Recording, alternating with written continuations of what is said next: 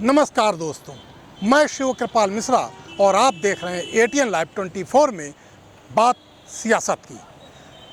बात सियासत में आज हम जो भारतीय जनता पार्टी ने अपनी 10वीं सूची जारी की थी उसी पर चर्चा करेंगे। 10वीं सूची में उत्तर प्रदेश के तकरीबन 8 प्रत्याशियों को भारतीय जनता पार्टी ने मैदान में उतारा है। यह वह सीट हैं, यह वो लोकसभा क्षेत्र की सीटें हैं जहां पर भारतीय जनता पार्टी बहुत ही असमंजस में दिख रही थी। सबसे ज़्यादा जो सीट थी वह बलिया, गाजीपुर, देवरिया, प्रयागराज, भदोही के बारे में चर्चा हो रही थी। माना यह जा रहा था कि यहाँ पर सीटें जो आएंगी, जिनको प्रत्याशी भारतीय जनता पार्टी बनाएगी, हो सकता है बदल दे, और यही भारतीय जनता पार्टी ने किया भी। बलिया से वीरेंद्र सिंह मस्त का टिकट काट के भारत के प्रधानमंत्री स्वर्गीय चंद्रशेखर के बेटे नीरज शेखर को बनाया। प्रयागराज से डॉक्टर रीता बहुगुणा जोशी, जो कि स्वर्गीय हेमवती नंदन बहुगुणा की बेटी हैं, जो पूर्व मुख्यमंत्री भी हो रहे, उनका भी टिकट काट के वहाँ से स्वर्गीय केशरीनाथ त्रिपाठी, जो कि पूर्व उपराज्यपाल रहे, उनके बेटे को नीरज त्रिपाठी को प्रत्याशी बनाया।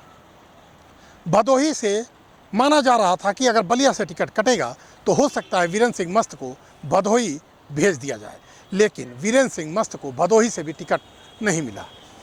वहाँ से टिकट विनोद कुमार विंद को दिया गया, जो कि देखा जाए तो बाहरी प्रत्याशी हैं।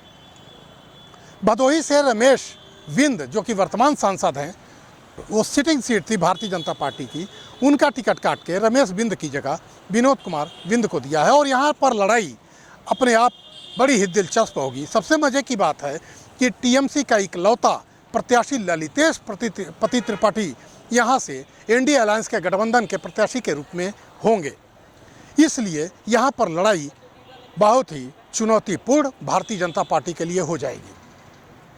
चूँकि एक तरफ विनोद कुमार बिंद को बाहरी प्रत्याशी माना जा रहा है और वहीं दूसरी तरफ एनडीए अलायंस के गठबंधन के नेता ललितेश पति त्रिपाठी को टिकट दिया जा रहा है, जिनका कि पहले से ही पूर्व घोषित था कि वह ये चुनाव लड़ेंगे और उन्होंने चुनावी मैदान में इससे पहले मेहनत किया।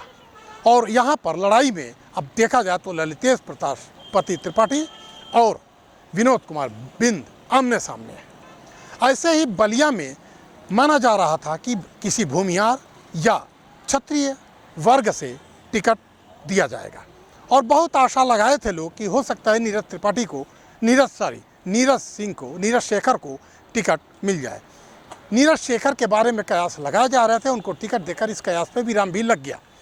चूँकि वहाँ से ठाकुर प्रत्याशी इसलिए भी उतारा गया कि वहाँ से पहले ही एक कैप्टन वैभव सिंह के रूप में भारतीय जननायक पार्टी के प्रत्याशी के रूप में अपनी पूरी जोर शोर से तैयारी एक ठाकुर बिरादरी में अपने वोट बैंक की सेध लगा रहे थे।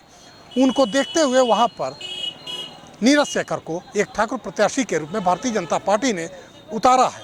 अब वहाँ से एनडीए अलायंस के गठबंधन के कौन प्रत्याशी होंगे, यह अभी देखा जाए तो पूरी तरह क्लियर नहीं हो पाया है।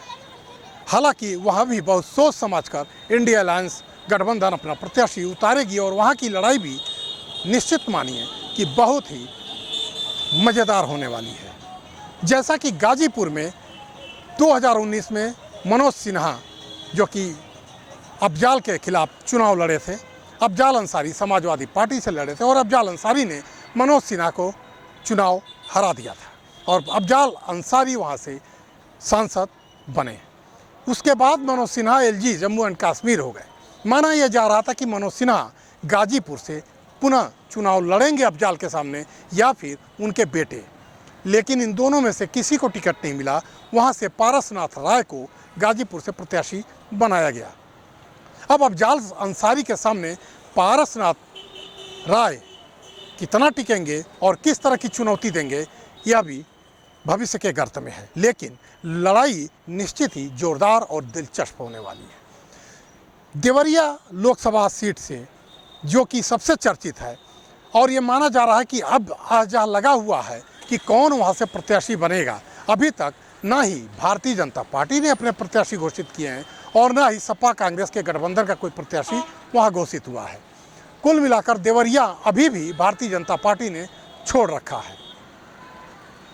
इसी प्रकार अगर हम बात करें तो जो 8 सीटें भारतीय जनता पार्टी ने घोषित किए हैं, उन 8 सीटों में जहाँ जहाँ भी घोषित किए हैं, चाहे वो प्रयागराज हो, चाहे वो कौशाम्बी हो, चाहे वो फूलपुर हो, चाहे वो प्रयागराज हो, चाहे वो भदोही हो, चाहे वो बलिया हो, चाहे वो गाजीपुर हो, और चाहे आने वाले समय में देवरिया ही क्यों न हो, इन सभी सीटों पर भारतीय जनता पार्टी को ज़बरदस्त चुनौती मिलने वाली है। और यही कारण है कि भारतीय जनता पार्टी यहाँ से बहुत कुछ सोच समझकर टिकट दे रही है।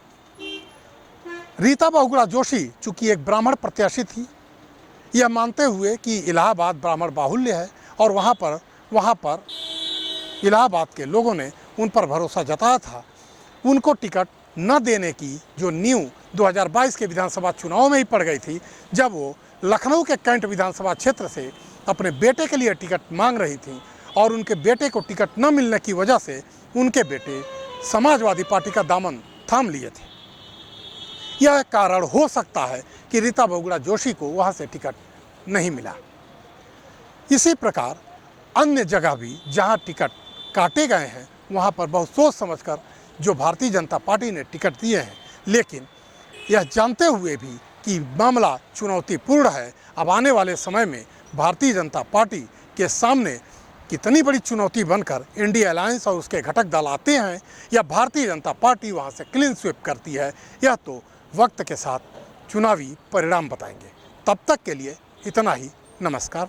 देखते रहिए ATN Live 24।